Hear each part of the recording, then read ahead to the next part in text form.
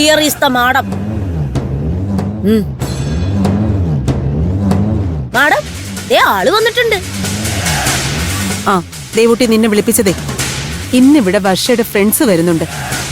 അവർക്ക് കുറച്ച് ഫുഡ് ഉണ്ടാക്കണം. ശകുന്തളയെ ഒന്ന് സഹായിക്കണം. ഔട്ട് ഹൗസിൽ വെറുതെ ഇരുന്ന് നീ അങ്ങ് തടിച്ചു ചേർത്തിട്ടുണ്ടല്ലോ.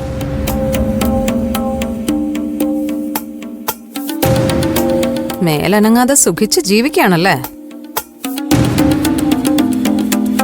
ചുമ്മാതെ തീറ്റയും കുടിയായിട്ട് കഴിഞ്ഞാലേ ബോഡിയിൽ ഫാറ്റ് കയറും.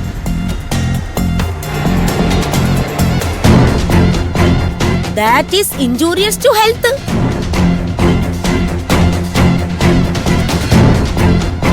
അതുകൊണ്ട് ഇവിടെ വന്ന് വല്ലപ്പോഴും ഹൗസ് മേക്കിംഗ് ഒക്കെ ചെയ്യണം.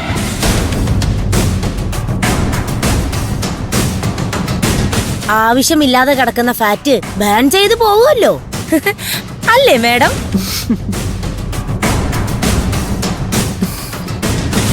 എന്താ, നിനക്ക് ഇവിടുത്തെ ജോലി ചെയ്യാൻ എന്തെങ്കിലും ബുദ്ധിമുട്ടുണ്ടോ?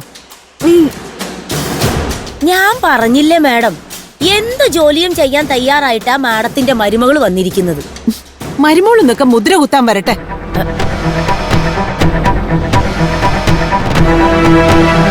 ആദ്യം ഇവരുടെ വ്രതം ഒന്ന് കഴിയട്ടെ, എന്നിട്ട് ആലോചിക്കാം മരുമകളാക്കണോ വേണ്ടയോന്നൊക്കെ.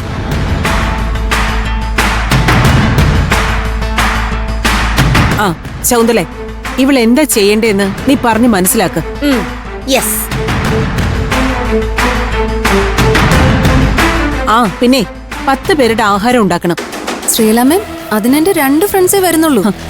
ഇവിടെ ഉള്ളവർക്കും വേണമല്ലോ. ആ യെസ് യെസ്, ഞാൻ ഉൾപ്പെടെ നമ്മൾ 7-8 പേരുണ്ടല്ലോ. ഫുഡ് അധികം വന്നാലേ ഇവൾ അതിന്റെ പേരിൽ കുറ്റപ്പെടുത്താൻ പറ്റുള്ളൂ. ഓ, വാട്ട് ആൻ ഐഡിയ.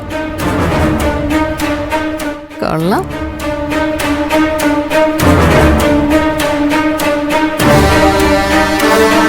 എന്റെ കൂടെ come on, I will show you the work area. അല്ലേ മാഡം?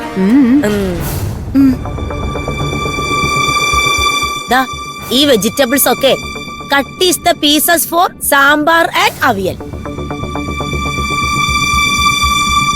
അത് തീരുമ്പോഴേക്കും അടുത്ത പണി ഞാൻ തരാം.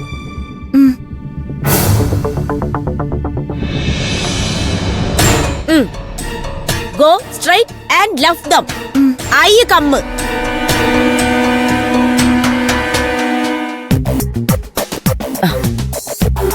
Madam, she is very alcoholic.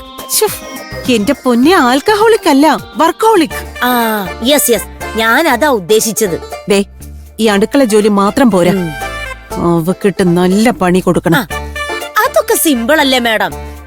നമുക്കേ പവർ ഓഫ് ചെയ്യാം. അപ്പൊ അവൾക്ക് മിക്സിയിൽ അരയ്ക്കാൻ പറ്റില്ല, കല്ലിൽ അരയ്ക്കേണ്ടി വരും. അതിന്റെ കൂടെ വാട്ടർ സപ്ലൈയും കൂടി ഡിസ്കണക്ട് ചെയ്താ കിണറ്റിൽ നിന്നും വെള്ളം കോരേണ്ടി വരും.